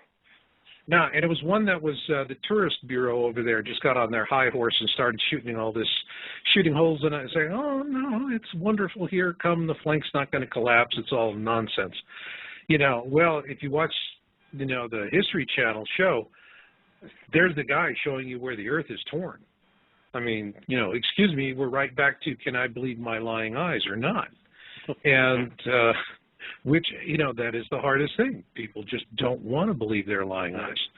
And so the thing with Fukushima that really troubles me, particularly for over here, is that there's a dearth of reporting as to what, if anything, that they're doing to secure the nuclear reactors we have lining our east and west coast. Are you guys seeing any information on that? No, I haven't seen anything other than the exact same reactors that were built in Fukushima are all up and down the east coast and even Mexico. I mean, exactly the same type of reactor. About a month ago, I was driving down to have a meeting near Oceanside and happened to be driving right by the San Onofre nuclear power plant. And, it's sitting kind of like on the beach almost. It's like, I guess no one had expected tsunamis. That was just so unimaginable in the days when these things were built. And probably the Fukushima reactor could have withstanded a 9.0 earthquake. It might have had some rafters fall in or some of the superstructure collapse, but it wouldn't have affected the reactor vessel or any of the real key components. The cooling ponds for the spent fuel and all of that would have remained intact. But what happened that really took the thing apart was that they mounted all of their pumps in a basement level underneath the reactor area, from what I understand, and that was immediately swamped by the tsunami. So all of these gigantic pumps were completely submerged, and then the power leading to them also snapped. So basically, all of the power and pumpage necessary to cool the spent fuel rods and all of that stuff, all of the reactor workings, stopped. And that's really what caused Fukushima to come apart at the seams. That nothing was being cooled, and stuff started coming apart at the seams really rapidly.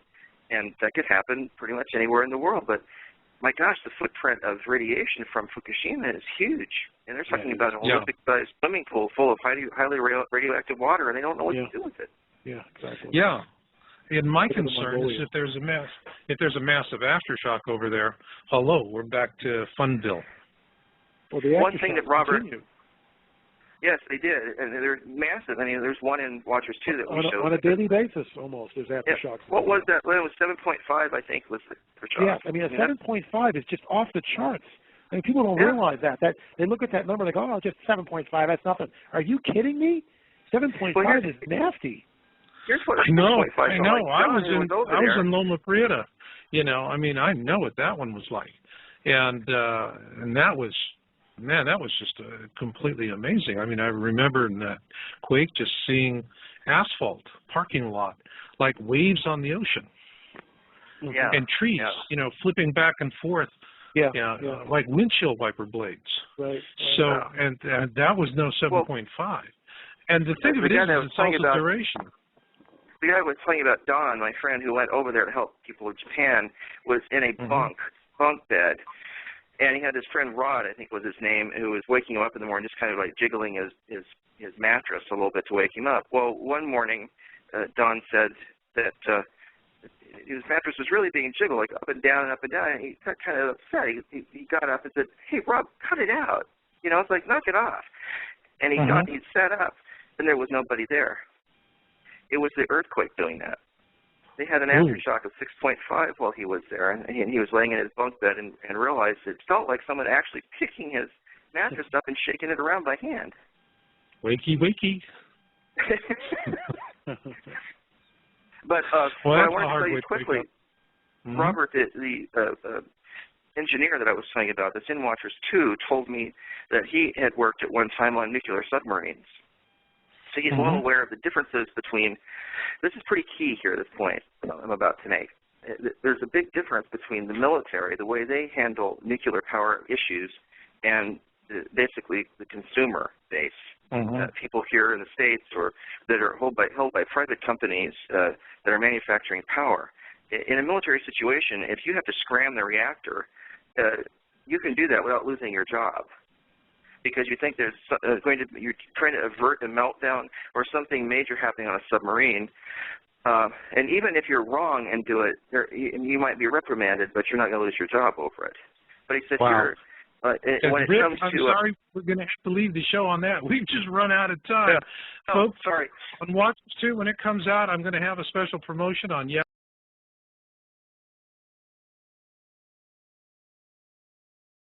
Blog Talk Radio.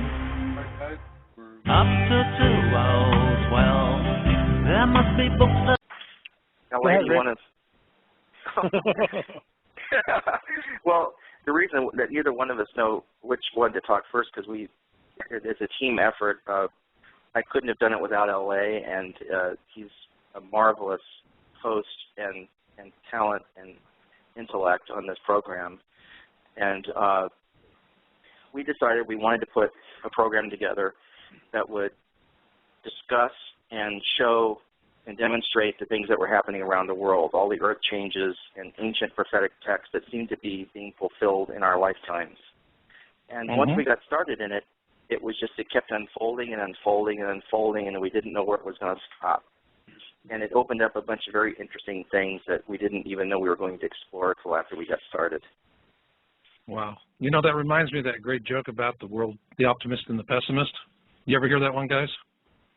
They get this boy, two boys, one's an eternal pessimist, one's an eternal optimist, and first off they take the pessimist into a room, and it's piled high to the ceiling with toys of every imaginable kind.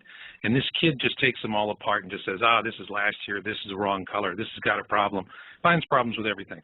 Then they go to the optimist, and they take him into another room. And in the center of the room is this 10-foot high pile of steamy hot horse manure. And the first thing this kid does is he scrambles up to the heap of the manure and starts digging for all he can. I mean, there's manure flying everywhere. And they stop him and they say, what are you doing that for? And he said, you know, with this much manure, there's got to be a pony down there. Now, let me ask you guys, what are you guys finding here? Have you found a pony? No, L.A. Well, I mean, it's interesting. What the pony is simply this, in my opinion. And let me add to what Richard's opening statement was. It was definitely a team effort. Richard and I are partners on Watchers 1, and I'm certainly on Watchers 2, and hopefully we'll get to Watchers 3 at some point. But it was a team effort, and it's just amazing what we uncovered.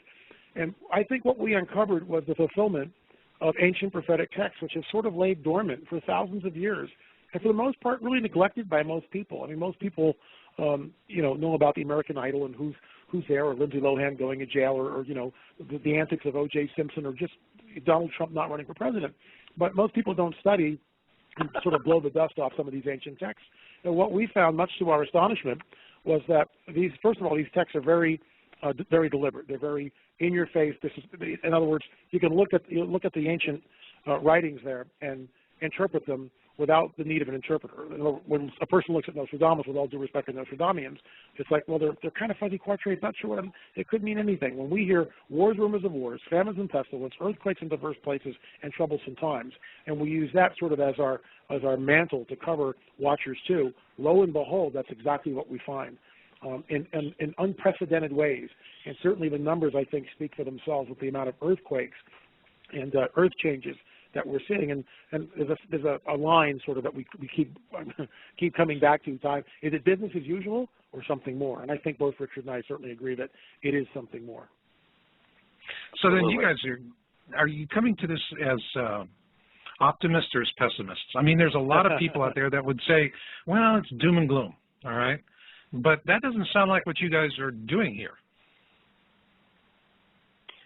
Well, no, what we're just trying to do is present the pieces of the puzzle and let the viewer put it together in any way that he chooses to. We just wanted to present the facts, just to lay them out there. But there definitely is something going on. And go ahead, Lynn. If I can add one thing. I think I think we make a point that something is going on that seems to be related to these ancient texts, which immediately begs the question to the curious mind, gee, if these things are written down, who the heck wrote them? And, whoever wrote them, is this, whatever it is it benevolent or malevolent? Can we trust it? Is there more? And that's what we're trying to just gently kind of expose and say, hey, it's like, this was written, some of the stuff 2,000 years ago, other prophecies 2,600 years ago, and yet we see that the specificity is lining up in today's world. What's going on here, folks? Is someone outside the space-time continuum who can somehow see the future and call it out well in advance before it happens? How the heck do they do that? So I just find that's really fascinating. Well, we know about the Bible prophecies, but there's also the Torah code angle, which is a new twist for a lot of people in terms of Bible prophecy. And so what are you finding there, Richard? Well, it just seems to be continuing to unfold with new and even more startling discoveries all the time. And one thing that was rather chilling today, I worked for the past 24 hours with Rabbi Glazerson, who had a discovery of a Torah code that was so incredible that he flew in from New York just to meet with me. I said, this must be really important for him to come in just to spend 2 days together. So give it to us. Give it to us. Yeah. You might remember, for those of you who already are familiar with the Torah codes, there's a code in the first 5 books of the Old Testament known as the Torah. It's called equidistant letter sequencing. Basically, it's just that you skip a certain amount of characters and it spells out words. Well, this has been perfected now over the past 25 years by a bunch of rabbis and professors, primarily in Jerusalem and New York, of which I know most of the world experts that do this and are good friends with all of them at this point. It's something I never expected or anticipated. But back on September 12th of 2001, the day after the attack on the Twin Towers, Eliyahu Refs, who's basically considered the discoverer of the computer Torah codes, came up with a table that talked about the towers and bin Laden and all of that, and In the background, what often happens in Torah codes that most people don't know is there's something called the plain text. And the plain text is just the actual scripture that's in the background that normally you don't pay any attention to. Well, all of the codes, Twin Tower, terrorism, all of that, all built like a little crossword puzzle over this scripture that said, and 3,000 men died, or words to that effect. And basically, it's the scripture in the book of Genesis where it talks about Sodom and Gomorrah and how all of the approximately that many men died. Well, what was interesting, all of the codes for the Twin Towers ended up appearing superimposed over that text. And we didn't know for, I don't know, what was it, guys, 2 months or so after 9/11, how many people actually were murdered. Right. But it turned out to be something like 2,998 or 97 people. Mm-hmm. So practically 3,000 people. So meanwhile, the Torah code told us the day after how many people would be killed. And then what was really interesting is that they found a Bin Laden code a while back. It happens to be in Torah code promo that's on your website, Marshall. And it said, you know, Bin Laden, destruction, you know, it says, you know, the Messiah will revenge, you know, all of that. Well, in that same table, Rabbi Glazerson found a slew of other related words, and it said, surely he will be shot in 5771, which is this year. All of those words just appeared. And then in the plain text under all of that, they discovered it said, murderer will murder, murderer, murderer, murderer, over and over, called him a murderer. And then it had a note about it's just there were so many Bin Laden notes and paraphrase it, and I should send you the completed table because we just finished it, and it took literally 3 pages, 3 screens of the computer edited together in Photoshop to see the whole table because it was so enormous. It was just like stunning. And then we found how often do you see table. something like this, Rick? How often do you see it? We've never seen a table this large. So Bin Laden gets big play. He got Does big it mention play. anything? Does it mention anything about a possible successor? No, it doesn't. But what's interesting is, here's the most interesting thing, and I asked Glazerson that something he hadn't thought of either. And we always are bouncing ideas off of each other. And Glazerson is a world expert in ancient Hebrew. But both he and Professor Herlick had sent me tables on the Japan nuclear crisis. And one of them said meltdown, Japan, 5771 this year, and all of that. And we had seen those tables before. So then he started telling me how many times in the Torah the word destruction appeared in relation to Japan.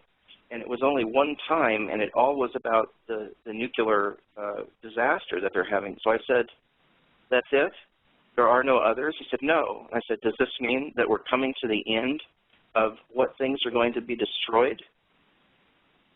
And it's something that we hadn't, neither one of us thought about, because the Torah code always just seemed endless before. But now it's like, that's it. That's it. So but Lynn, are you seeing correlations to this? It was rather chilling. What was that question? Are you seeing correlations to this elsewhere in any other ancient texts? Well, look, I would say that all of this dovetails together absolutely and is weaving a very grim tapestry. But nonetheless, that's where we are. I mean, I wish we weren't here. I mean, I wish we were talking about Winnie the Pooh or something, but we're not. I mean, this stuff is real. That's the whole point of Watchers 2, is to shake people, wake people up. It's an hour long, and it's just packed with so much information. And what we're trying to show is that, guys, it's not business as usual. We are in unprecedented times. When we just start hopping around the world, and we sort of do this in Watchers 2, although certainly in a much different way than what we're doing here. But when we look at, let's just say last summer, we start off with the 500 fires in Russia, which impacts the grain, which impacts the commodities, the 1,000-year flooding in Pakistan. We look at the droughts in India. We look at the droughts in Africa. We look at the tsunami in Japan, or the flood of biblical proportions, CNN's words, not mine, in Australia. We look at the Christchurch earthquake, the Haitian earthquake. There's still 1 million people living in tents. The Chilean earthquake. And we hear like the Earth has been moved off its axis. Magnetic north has shifted. The anomalies of the moon. We see thousands of birds and fish just dying. You know, pods of dolphins, hundreds of whales, millions upon millions of fish washing up here in Southern California, and on it goes. And look, I'm 60 years old. I've lived on the planet a while. I've never seen anything like this. It's one thing to see one event. It's like, oh my gosh, okay, but they're still cleaning up from the BP oil spill, which is certainly a troublesome time. I actually had a prophetic vision of that weeks before it happened, and then watched it on the news. About fell out of my chair. It was exactly what I had dreamt. I don't get a lot of these. I've only had two, and one was the BP oil spill. The other one was some sort of flooding of Southern California, which has not happened yet either. So we'll see what happens with that. But we start plugging in like the volcanic. I'm sorry, Lynn. Anything on with Mississippi? I mean, now we're flooding towns to save cities. There you go. I mean, I've never seen this. I've never seen anything like it ever. Yeah, we're about to say rivers. We're seeing it flowing backwards as the tributaries can no longer feed into it, and it's just kind of spilling out over the land now. Yeah, I've spoken to several people up and down the river, and it's nasty. I mean, it's really, really nasty. And it's just like over the weekend, the third Intifada happened. I blogged about it on my blog all last week. All last week I dedicated the whole week because of the Arab Spring and the uprising and how all this, the prophecies of ancient texts hinge around Israel, believe it or not. And one of the things I noticed that the media didn't cover anything about the Intifada until Sunday. And then all of a sudden it became front page news for about the 12 hours, and then it just sort of went away. What most people don't understand, nothing has gone away. It's only just kind of reared back and retreated. At some point they will go at it, and who knows how horrific it will be. But it's nasty, and all this was prophesied literally thousands of years ago. It's mind-numbing, mind-blowing to actually turn on the news and sit there and go, oh my gosh, I'm looking at something that was written 2,600 years ago, and here it is, and in living color in my living room. It's not business as usual. I asked Glazerson about the Intifada. Of course, Glazerson is a rabbi. He's the guy I've been telling you about that's an ancient text expert. And I said, so what about the Intifada? What about that? And he said, oh, the Kabbalah speaks of that all the time. I said, what does the Kabbalah say? He said, it's the continuing and ongoing battle between Ishmael and Israel, Ishmael being the Arabs. I mean, this is something that hasn't changed in thousands of years. This is the mother of all Hatfield and McCoy kind of situations. Yeah. It's a great way to put it. You got that right. I mean, it's going on. The moon anomaly was something that we had, that LA and I had just started on the project, and then it kind of happened. I noticed that you had sent a note to everyone today about the moon anomaly, and that's something that really captured my attention. I couldn't understand what was going on, and no one was discussing it. What caught my attention with the moon anomaly more than the anomaly itself, which to me was stunning, the videography